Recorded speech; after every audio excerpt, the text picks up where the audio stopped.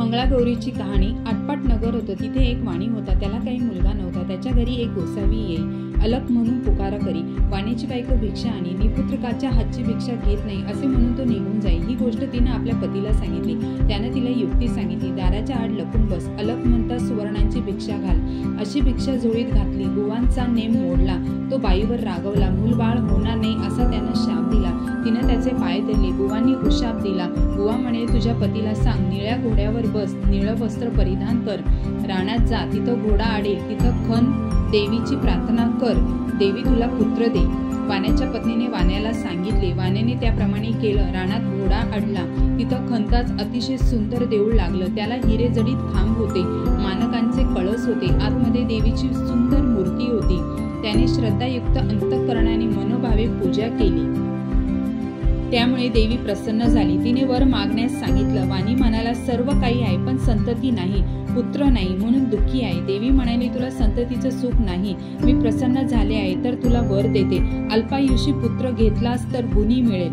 दीर्घायुषी घेतलास तर जन्मदात होईल. कन्या घेतलीस तर बालविधवा होईल. इच्छा असेल ते मागून घे.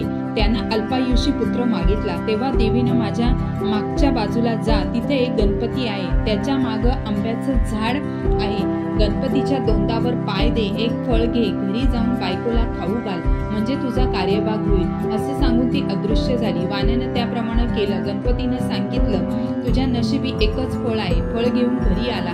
पत्नीला खाऊ घातलं. तिला दिवस गेले. यथावकाश बाळंतीण झाली. मुलगा झाला. सर्वांना खूप आनंद झाला. 8व्या वर्षी मुंजी केली. 10व्या वर्षी लग्न करा म्हणाली. काशी यात्रेशिवाय लग्न करायचं नाही असं माझं नवस आहे असे त्यांनी उत्तर दिले. काही दिवसांनी त्या मुलाला मामा बरोबर यात्रेस पाठवलं. मामा भाचे काशीत जात असताना वाटेत एका नगरात काही मुली खेळत होत्या. त्यात भांडण लागलं. एक मुलगी दुसऱ्या मुलीस म्हणाली, किती वाईट मुलगी आहेस तू. तेव्हा दुसरी मुलगी म्हणाली, माझी आई मंगळागौरीचे व्रत करते, त्यामुळे कोणी वाईट नाही आणि कोणाचं वाईटही होणार नाही. मामानी ते ऐकलं. विचार केला, हिच्याशी आपल्या भाच्याचा विवाह करून द्यावा, म्हणजे हा दीर्घायुषी होईल. त्या दिवशी त्यांनी तिथं मुक्काम केला. त्याच दिवशी त्या मुलीचं लग्न होतं. त्याच वेळेस नवरा मुलगा आजारी पडला. मुलीच्या आईवडिलांना काय करावं समजेना. कोणीतरी प्रवासी मिळाला तर बरं होईल. त्याला पुढं करून वेळ साजरी करू म्हणून धर्मशाळा पाहू लागले. मामा भाचे दिसले. भाच्याला नेलं. गोरज लग्न लावलं. दोघांना गोरी हरापाशी निजवलं. दोघे झोपी गेले. मुलीला देवीनं दृष्टांत दिला. मुली, तुझ्या पतीला दंश करायला सर्प येईल. त्याला पिण्याकरता दूध ठेव. एक कोरा करा जवळ ठेव. दूध पिऊन सर्प कोऱ्यात शिरेल. अंगाच्या चोळीनं तोंड बांधून टाक. सकाळी उठून आईला ते वाण दे. तिनं सर्व तयारी केली. दृष्टांताप्रमाणे घडून आलं. काही वेळाने तिचा पती उठला. भूक लागली होती. खायला लाडू दिले. फराळ झाल्यावर त्यानं तिला आपली अंगठी दिली. पहाटे उठून ताट घेऊन बिराडी गेला. मामा भाचे मार्गस्थ झाले.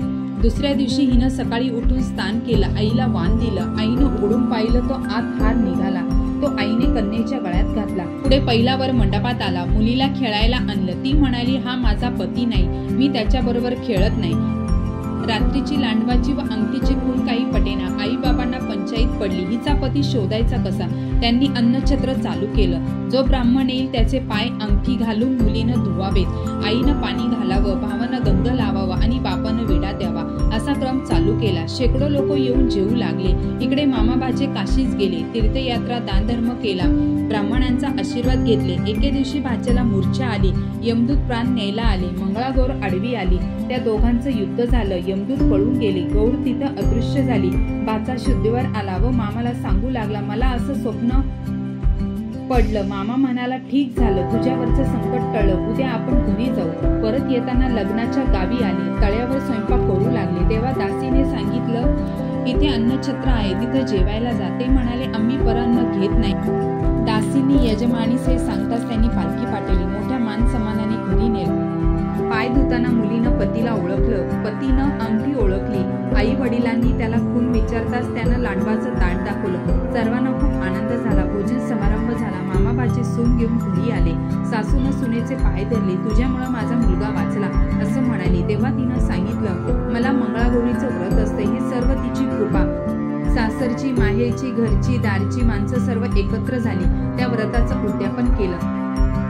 तिला जशी मंगळागौर प्रसन्न झाली तशी तुम्हा आम्हा हो आणि आपलं सौभाग्य अखंड राहो अशी देवांची प्रार्थना करूया. राजाला कृष्णानं सांगितलेली साठा उत्तरा